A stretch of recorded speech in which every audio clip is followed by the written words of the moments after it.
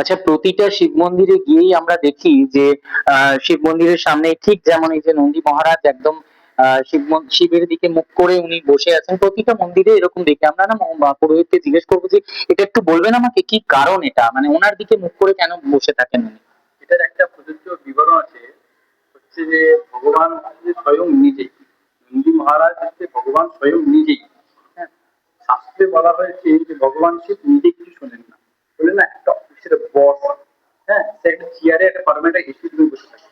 হ্যাঁ, তার জন্য অ্যাসিস্ট্যান্ট থাকে, যেগুলো ব্যক্তিগত পার্সোনাল অ্যাসিস্ট্যান্ট, সে গোটা ম্যানেজ অফিস ম্যানেজ করে। এটা আমরা সবাই জানি। সেই রকমও এইখানে ঠিক একই কনসেপ্ট। হ্যাঁ, ভগবান শিব নিজে কিছু শুনেন না, শাস্ত্র মতে এবং ধর্মকথা অনুযায়ী বলা হয় নন্দীর কান দিয়ে ভগবান শিব। আচ্ছা। এই কারণে যে কোনো ভক্ত, যে কোনো প্রযোজ্য মানুষ এসে গেলে নন্দীর কান, যে কোনো জিনিস ভগবান শিব আমরা প্রণাম করতে পারি, প্রার্থনা করতে পারি।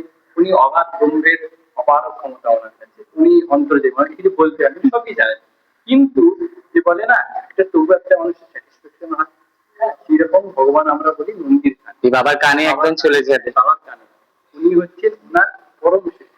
ভগবান যখন নিজে বিবাহ করতে গেছিলেন, একটা সুযোগ্য কথা, উনি তো সব থেকে বড় ভেবে দেখুন তো, ভগবান শিব একটা পাল ব্রহ্ম, হম, যিনি নন্দীর উপর বসবাস। হম, ভগবান শিবের আয়ত্ত শাস্ত্র মধ্যে বলা হয় শতাধি গজ। শতাধি গজ মানে শতাব্দী গজ, মানে এক একটা হাতির 7টি রকম শরীর হয়। সেই 7টি শরীরের মতো গজের মতো শরীর। হম, তার গলায় কি সেখানে শেষ নেই, মানে তার কতটা ওয়েট হবে, আর ভগবান শিবের কাঁধটা কতটা হবে, হ্যাঁ, কতটা চওড়া এবং কতটা গরিব। আর তিনি যার উপর বসেছেন, তিনি যার উপর বসেছেন নন্দী, সে কতটা বৈশালী এবং বল, এই দুজনকে নিয়ে চলছেন। দুজনকে নিয়ে চলছে। হ্যাঁ, ভগবান পার্বতী যখন বিবাহ করতে যান, নারায়ণ স্বয়ং নিজে বলেছিলেন, নারদ মুনিও বলেছে যে প্রভু, যে বিবাহ করতে যাচ্ছেন এই শুভ লক্ষণে নন্দীকে ছেড়ে যান, নন্দী থাক, নন্দীর বদলে রথযাত্রা এনে দিচ্ছি, সেই রথে আবাহন করেন। তখন ভগবান স্বয়ং নিজে বলেছেন, ওর উল্টো দিকে করে, নন্দীর সোজা মুখে মুখে বসে বিবাহ করতে যাননি ভগবান, আচ্ছা, উল্টো দিকে ঘুরে ভগবান বিবাহ করতে গিয়েছিলেন। বলেছিলেন জিনিস উল্টো দিকে বসে মানে আমি বুঝতে পারলাম না একটু।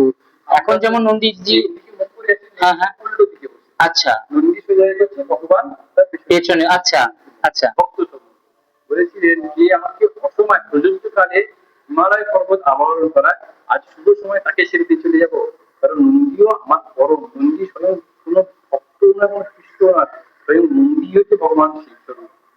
সেই কারণে যে কোনো জায়গায় আপনি কোনো শিব মন্দিরে যান বা নাই, প্রত্যেকটি গোশালায় এবং গো মাতাকে যখনই দেখবেন আমাদের উচিত প্রণাম করা, সাক্ষাৎ ভগবান শিবকে প্রণাম করা স্বরূপ পাওয়া যায়।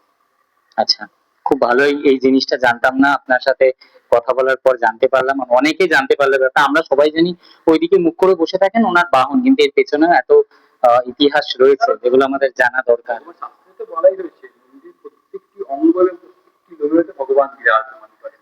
আচ্ছা, উনি কিন্তু ভগবান, আপনি কাউকে ডাকে না ডাকে, ওনার চরণাপন্ন হবে, ওনার প্রত্যেকটি জিনিস, গৌমূত্র হোক, বই হোক, প্রত্যেকটি শুধু এখন কি এমন এমন একটা জিনিস, হ্যাঁ, আমরা সাধারণত অন্য কিছুকে হজম করতে পারবো না। আপনি একটা কাঁচা দুধ খেয়ে নেন, হ্যাঁ, সেটা কিন্তু আপনি হজম করে নিতে পারবেন। একটা সাধারণত একটা খালি পেটের ফলই হজম হয় না, কিন্তু ইনি এমন একটা জিনিস, মানে ভগবান সৃষ্টি করে, ভগবান স্বরূপ নিজেই তো, কাঁচা দুধেও প্রোটিন পাওয়া যায়, সেটাও হয়। অনেক অনেক ধন্যবাদ। হর হর মহাদেব।